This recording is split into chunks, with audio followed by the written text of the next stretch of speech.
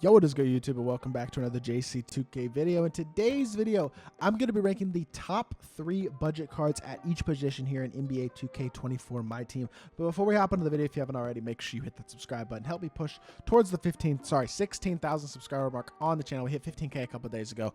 Really appreciate all the recent support on the channel. Y'all would kill it, and I really appreciate y'all a ton.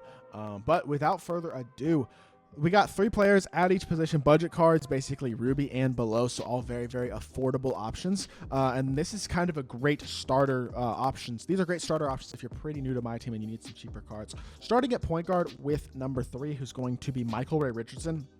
Really good defensive PG. He's versatile. He's a great defender. He's not an elite level slasher, I will say that.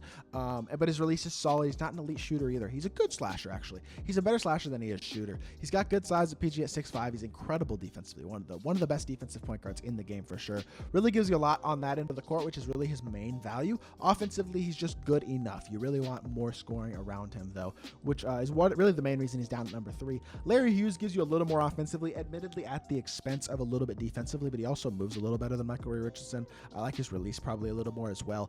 Really like this Larry Hughes card. I think he's very, very good. I think he's very, very versatile. I think he's I wouldn't say he's being overlooked because I think a lot of people know how good this card is, but I mean, for a Sapphire, he's a monster. He can play make. He's a good defender. He's a versatile defender. He's got very nice size at 6'5", same height as Michael Ray Richardson. Doesn't always feel like him. Michael Ray Richardson feels like a big defensive PG, and Larry Hughes feels a little undersized, but they're pretty much the same size, which is, I mean, I like this Larry Hughes card a lot. I do think my favorite budget point guard right now is Derek White. I just think he's so good defensively on the perimeter, and I like his release a lot offensively too. I feel like he's a really versatile card, and I also think he has the potential with the next Evo that he gets, which will get him all the way up to Amethyst, assuming that the Celtics can win tonight, actually, against the Heat in their last in-season tournament game. Fingers crossed. Will really make him even better, and I think he's an incredible, incredible card. I will say these tournament battles cards, by the way, are the exception to my budget card position rule, if that makes sense. Or not position rule, but tier rule. So if there's an Amethyst or a Diamond, which there are a couple on this list of those tournament battles cards, they don't count because they're still only 13,000 MT. With that being said, now on to the shooting guard position, and my number 3 shooting guard is going to be Kentavious Caldwell-Pope, KCP.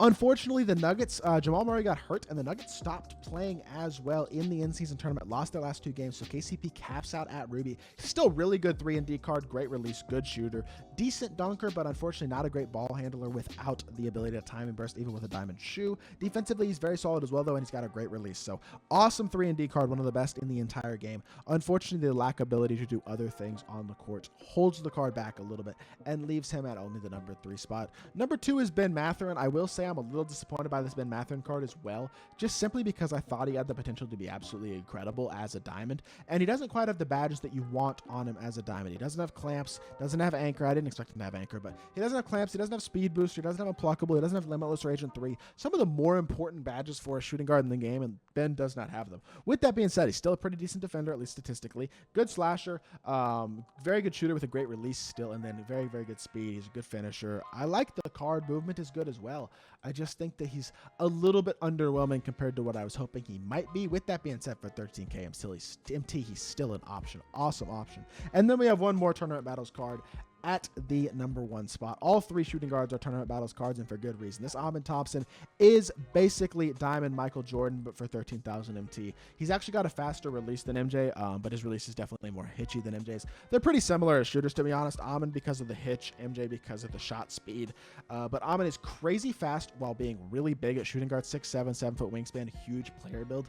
90 driving dunk as well. He's got gold speed booster and blow by, as well as silver handles for days, which gives him the ability to time and burst and attack off the dribble a lot.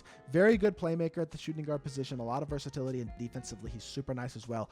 Another card who has the potential to Evo to Amethyst if his team, the Rockets, can win tonight, actually against my Mavericks. So we'll see what happens there, but he's a monster, and he definitely deserves the number 1 spot at the shooting guard position. Small forward position is going to be at number 3, Robert Covington. This Rocco was pretty distinctly the best shooting or best budget small forward in the game for a while. I'm not even going to pull up his stats defensive badges, though. He's a 3-and-D card. That's what he is. He's got a decent release. It's not the best release in the world, but it's fine.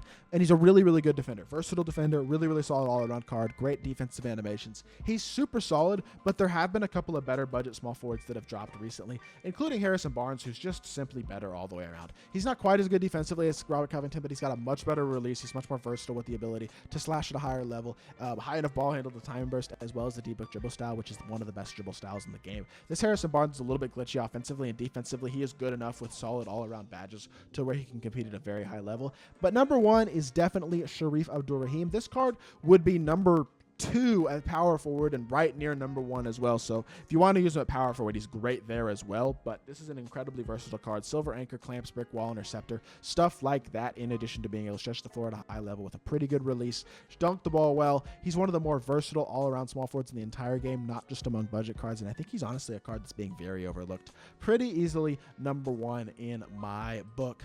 Power forward position, got 3 more guys, one of them being another brand new Sapphire, and that is Larry Nance Jr. Really, really good Sapphire card. This card is basically Amethyst Sean Kemp. They're very similar. Similar shooting-wise, similar defensively, similar speed, similar athletic ability. He's a super solid card, capable defensively. Finishing-wise, very good. Release is super solid with a high enough 3-ball to grain with great consistency. He's a really solid all-around card at the power forward position that I am very, very high on. Danny Manning is my number 2 option at power forward, 6'10", with a smooth release. Another guy who's not an incredible shooter, but capable enough with a smooth release that I trust. Athletic, good defender, versatile card, a little bigger than Larry Nance, not quite as good as a dunker, but a little bit more versatile, I'd say, as a playmaker and stuff. I like Danny Manning. I think he's super solid. I do think Jared Vanderbilt pretty easily wins the best budget power forward option, though. A 6-foot, I know he's only 6'8", but he's a diamond power forward for 13,000 MT who is a really good defender with a very smooth release and elite slashing ability. The ability to shot create at a pretty high level as well. He's a phenomenal slasher. I really like his release as well. Pretty high 3-ball, great dunker, super versatile defensive player, especially the stats off challenger, off up past workhorse, gold chase down, interceptor, pogo stick, post lockdown, rebound chaser, bronze glove. Unfortunately, no anchor, brick wall, or clamps, which is a real disappointment, but outside of that, he's an awesome card. Really, really like him at the power forward position. And then the center spot, again, lot of tournament battles cards are really the best budget big men right now in my team. Starting at number 3, going to go with Ruby Naz Reid. Really, really good, solid option. Another guy you could throw in here would be Ruby Serge Ibaka. Also couldn't be wrong there. Naz Reid, another guy with the potential to go to Amethyst with his team's last game tonight. The Timberwolves, I forget who they play, but 79 speed, 81 shot 3, 85 standing and driving dunk. Defensively, he's pretty good. His biggest flaw, honestly, is the fact that he's only 6'9", because he's a good shooter. He's athletic offensively, good finisher on the interior, and defensively he's pretty good. Stats and badges on this card, super duper solid all the way around, even as only a Ruby. Just wish he was a little bigger. He's got a good wingspan though, and he's a very solid card. Another guy who is now finalized at Amethyst is Wendell Carter Jr. Really, really solid card. I did gameplay on him yesterday if you'd like to see what Wendell is looking like. But 74 speed, 82 3-ball, 80 standing and driving dunk, 86 interior, 88 block, 92 strength. Shooting wise, pretty solid. Claymore corner specialist on gold, catch and shoot on silver. Finishing badges are very nice. Hoff dream shake, Hoff brick wall, gold box out, pogo stick, post lockdown, rebound chaser, and silver chase down artist. Really, really nice card. Release is okay. It's fast, but it's not super pretty. But he's a nice card. Really all the way around. Just like him a lot. I do think Bobby Portis is definitely number 1 though. Another guy who, by the way, has the potential to get one more Evo based on the Bucks result tonight in the in-season tournament. So we will see where this Bobby Portis card winds up finishing out, if he winds up getting to diamond or not. Which, if he gets a diamond, that would be incredible because he might get the anchor badge, which is really the main thing this card is missing. He's got pretty good speed. He's a decent finisher. He's a really solid shooter with a very nice release. Gold catch and shoot, Claymore corner specialist, silver green machine guard up as well. Defensively, he's pretty good as well. Hoff brick wall, Hoff masher, really nice interior finisher with a bunch of good gold finishing badges. Defensively, he's very good. His release is awesome. I love this Bobby Portis card. I think he's super good. Another guy I did gameplay with yesterday. I'm very intrigued, honestly, to see how good this card will be at Diamond if he does wind up getting that final Evo. But with that being said, that'll do it. Top 3 budget point guards are Derek White, Larry Hughes, and Michael Ray Richardson. Ahmed Thompson, Ben Mathurin, and KCP as shooting guards. Sharif Abdul-Rahim, Harrison Barnes, and Rocco as small forwards. Jared Vanderbilt, Danny Manning, Larry Nance as power forwards. And then you got Bobby Portis, Wendell Carter Jr., and Naz Reid Jr. representing the centers for the budget cards. A lot of these guys still with the potential to get a bunch of Evos based on the result of tonight's in-season tournament games as well. So definitely keep an eye on that to see who will be getting even better. And y'all know I will be updating you with all that content whenever it does come out as well. That's going to do it for this video. I hope y'all did enjoy. If you did, make sure you hit that like button, leave a comment, and subscribe. I'll be back with more 2K content very, very soon, and I appreciate y'all. Peace.